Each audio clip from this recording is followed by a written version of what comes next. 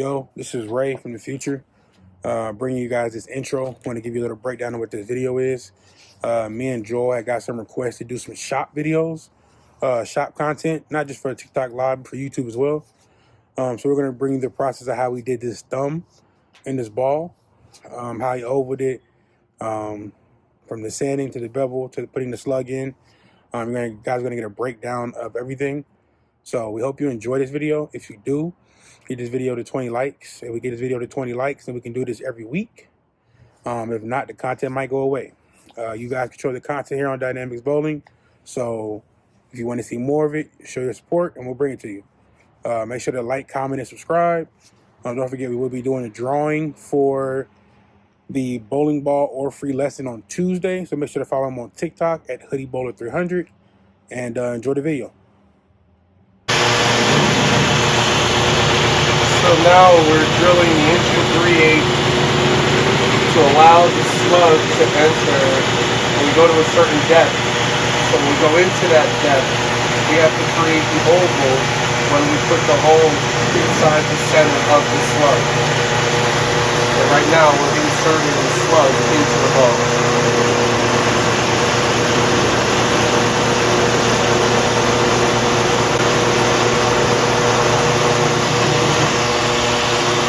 Make sure you zero your machines, kids.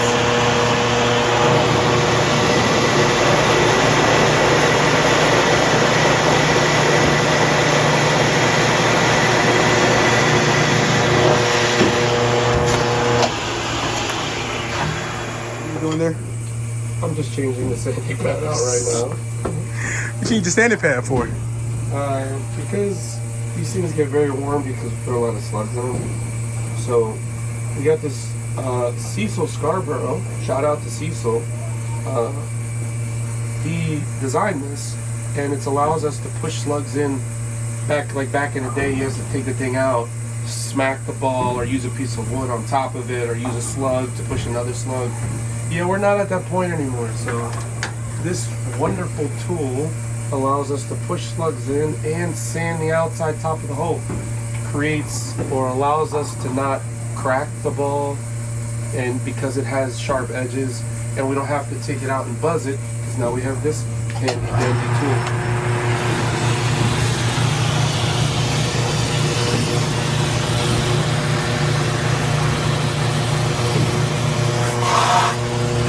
Now we rounded out the top of the hole. We're gonna take a slug. Oh, great, sweet. These are our slug. This is our slug wall.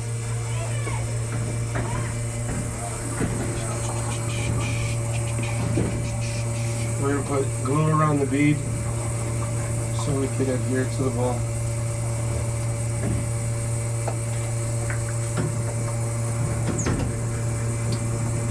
Just like that.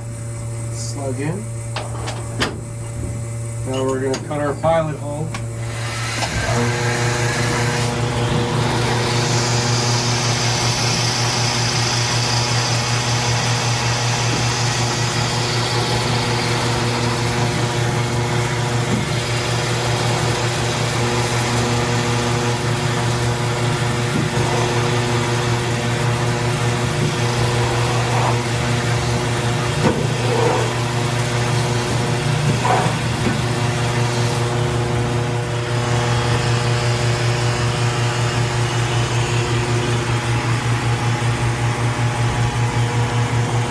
Now I'm cutting to his angle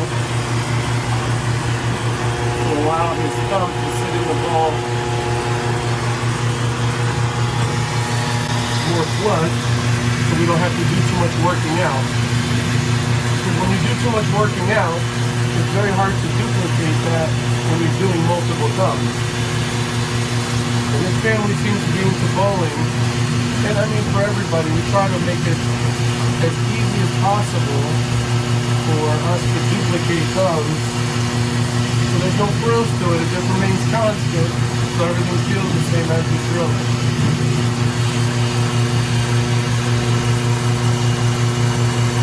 Now I'm doing 35-degree angle. Incrementally I like to cut. Not everybody has to agree with how I cut. for what I do. It's just how I do it. Everybody has their own methods of doing thumbs. This is just mine. Not one way is perfect, but I like to think that I do a pretty good job at maintaining my angle. So, as we cut, for me, I like to do 2 to 3 vertical or horizontal, and then 1 vertical cut at a time. So look at that. You're doing a 3-in-1. You're making a 3-in-1 move, bro. So now we're gonna see if his ending pilot hole fits it there. So now looks like we gotta make 1 more cut. So we're gonna go in 1 more direction. We're gonna go.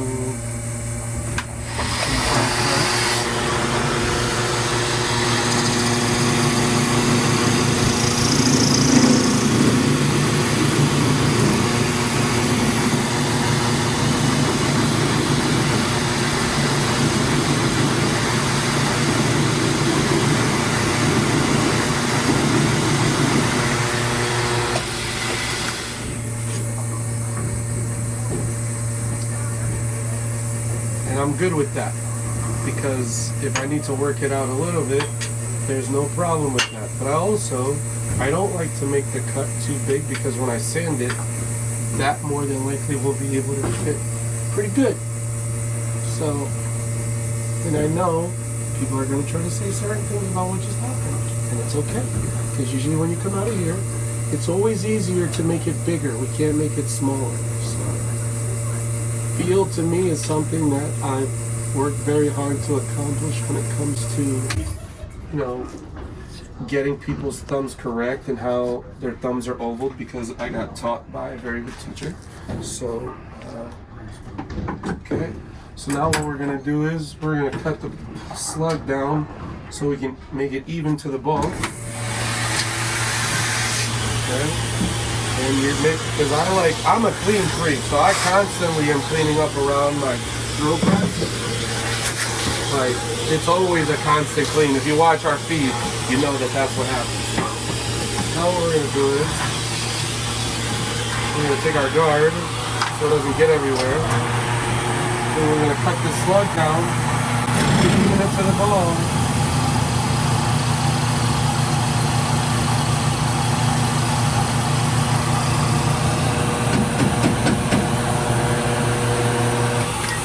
Now we flush the slug to the ball, and because I don't want to open it up too much, do too much work to it, all I'm going to do is I'm going to take the sanding pads, I'm going to fuzz the inside,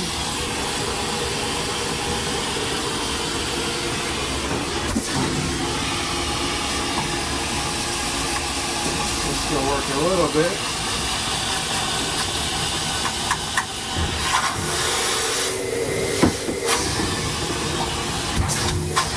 And then I'm going to finish everything by hand.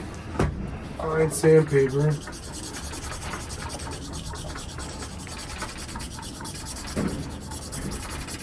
You're going to work it out evenly all the way around. Because you don't want it to be too coned at the bottom. You don't want it coned at all, but sometimes it concaves a little bit because of the amount of wear on the press or on the bit that you're using. End mill bits are the best bits to cut ovals with, in my opinion. But they're very hard to come by and very expensive, so use the next best thing and just use your tools that you got. So, yeah, just like that, we're good to go.